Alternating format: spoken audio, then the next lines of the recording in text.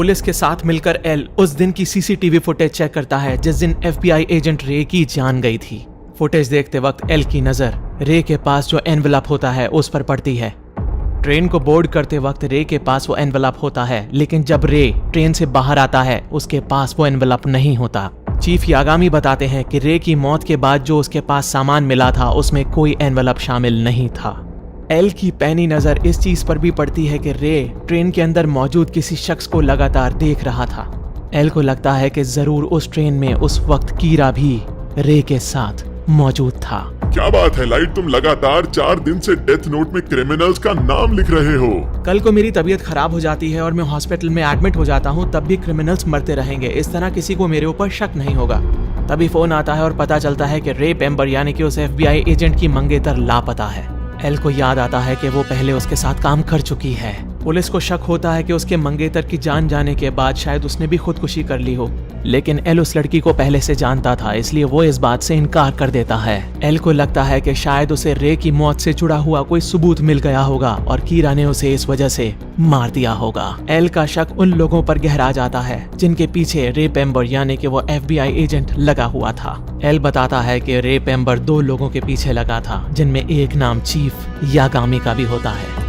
L को दोनों पर शक है, इसलिए वो दोनों के घर पर कैमरास और माइक्रोफोन्स को इंस्टॉल करने की बात कहता है। पुलिस ऑफिशियल्स कैमरास और माइक्स लगाने की बात पर असहमति जाहिर करते हैं, लेकिन चीफ यागामी एल के साथ खड़े नजर आते हैं। उनकी हाँ सुनने के बाद सबको झटका लगता है।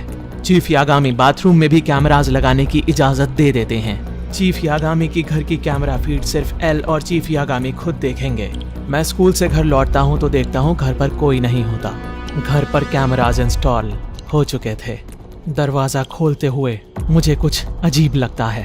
घर पर कोई नहीं है लाइट, क्या तुम वीडियो गेम खेलने वाले हो या फिर आराम करोगे? अरे तुम मुझे इग्नोर कर रहे हो क्या? तुम बोल क्यों नहीं रहे? कमरे में कोई घुसे और मुझे पता चल जाए, इस वजह से मैंने दरवाजे पर एक पेपर लगाया होता है और ये बात देखकर मेरे डैड हैरान रह जाते हैं। एल बताता है कि लाइट की उम्र के बच्चों के लिए ऐसी अजीब हरकतें करना कोई नई बात नहीं है। जब वो लाइट की उम्र का था तब वो भी ऐसी बहुत सारी चीजें करता रहता था। आखिर तुम मुझसे बात क्यों नहीं कर रहे? रियूक, मुझे लगता है कि पुलिस ने मेरे घर पर कैमरास और माइक्रोफोन्स इंस्टॉल कर दिए हैं। कागज के उस टुकड़े की वजह से तुमने जान लिया है ना? उस कागज को मैंने सिर्फ ध्यान भटकाने के लिए लगाया था रियूक। सेटिंग तो मैंने दरवाजे के हैंडल में की थी। जब भी मैं दरवाजे को बंद करता था तब मैं हैंडल को थोड़ा सा नीचे की तरफ करके छोड़ देता था, ताकि जब कोई और दरवाजा बंद करे तो मुझे पता चल जाए। हैंडल को छूते साथ ही मैं समझ गया था कि कोई दरवाजा खोलकर मेरे कमरे में घुसा है। उसके अलावा मैंने एक पेंसिल को भी दरवाजे के हिंज में लगाया था। मेरे अलावा अगर कोई और दरवाजा खोलता तो पेंसिल टूट जाती। जब मैं घर पर आया था तो मैंने देखा जमीन पर पेंसिल टूटी पड़ी हुई है। अरे हाँ, टूटी पेंसिल मैंने भी देखी थी। कुछ देर के बाद मैं बुक स्टोर से जाकर एक किताब खरीदता हूँ। तुम्हारे लिए बुरी खबर है, तुम सेब नहीं खा पाओगे। अरे हाँ, कैमरास की वजह से अब मैं सेब नहीं खा पाऊंगा। अगर मैंने सेब खाया तो सेब गायब हो जाएगा। तुम शिनिगामी हो, तुम मर नहीं सकते। एप्पल नहीं खाओगे तो मरोगे नहीं। तुम समझ नहीं रहे हो, जैसे इंसानों के लिए शराब और सिगरेट काम करती है, शिनिगामी के लिए सेब काम करते हैं। सेब खाने हैं तो एक काम करना पड़ेगा। घर में जितने भी कैमरास छिपे हैं सबकी लोकेशन पता लगाओ और ऐसी कोई जगह ढूंढो जहां तुम्हें सेब खाते हुए कोई देख ना पाए। अब मैं घर के सारे कैमरास ढूंढ के ही रहूंगा।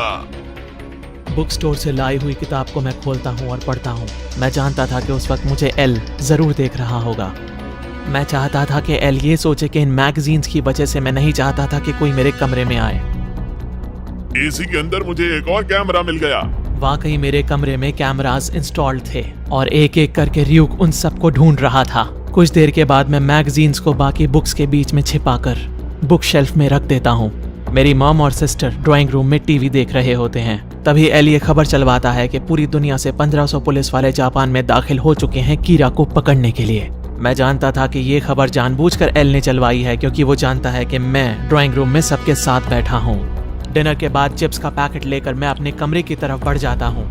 रियूक बताता है कि सिर्फ मेरे कमरे के अंदर ही 64 यानी कि 64 कैमरास इंस्टॉल्ड थे। आखिर मुझे सेब खाने के लिए कब मिलेंगे लाइट?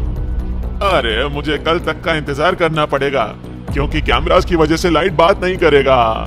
एल के सामने मैं किसी क्रिमिनल की जान लेना चाहता था, लेकिन मैं टीवी नहीं देख सकता था और मैं ये जानता था कि एल मुझ पर पैनी नजर बनाए हुए है। तो मेरे दिमाग में एक बहुत ही जबरदस्त आइडिया आता है। मैं एक छोटा सा टीवी चिप्स के पैकेट के अंदर छिपा देता हूँ और क्रिमिनल्स के बारे में सारी खबरें देखता रहता हूँ। चिप्स खाते खाते मैंने क्रिमिनल का नाम देखा और डेथ नोट में लिख दिया उसकी मौत का फरमान। एल ये देखता है कि खाना खाने के बाद मैंने टीवी बिल्कुल भी नहीं देखा और मैं सीधा पढ़ने बैठ गया। अब अगले 40 सेकंड में वो क्रिमिनल मरने वाला है और मैं बेगुनाह हूँ, इस बात का गवाह खुद एल होगा।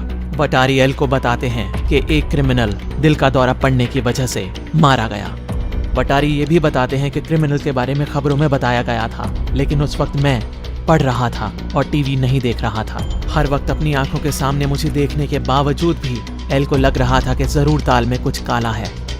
अगली सुबह मेरी मॉम मुझसे कूड़ा मांगती हैं और मैं उन्हें कूड़ा दे देता हूँ। मेरे कूड़ेदान में वो चिप्स का पैकेट भी था। मुझे यकीन नहीं हो रहा लाइट कि तुमने इतना महंगा छोटा एलसीडी टीवी ऐसे कूड़े में फेंक दिया। अगर उस टीवी पर एल की नजर पड़ जाती तो मेरा बना बनाया प्लान चौपट हो जाता।